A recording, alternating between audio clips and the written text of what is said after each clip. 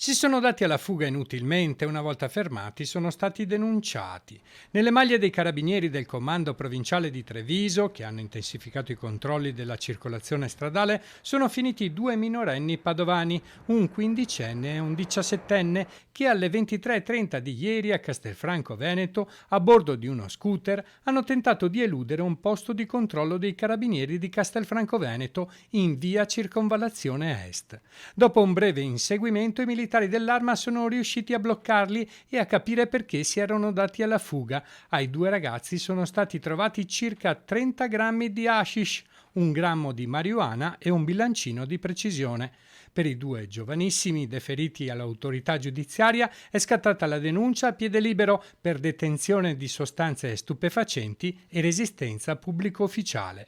I carabinieri continueranno a pattugliare le strade anche in questo ultimo fine settimana di agosto. Già da ieri sera le pattuglie della compagnia Carabinieri Vittorio Veneto in particolare hanno effettuato posti di controllo lungo la strada provinciale 2 tra Valdobbiadene e Montebelluna, la strada statale 51 tra Vittorio Veneto e Conegliano, la strada provinciale 71 tra Sacile e Cordignano. Particolare attenzione sarà rivolta anche sulle arterie della viabilità ordinaria in direzione dei caselli autostradali della A27 di Vittorio Veneto Nord e Vittorio Veneto Sud.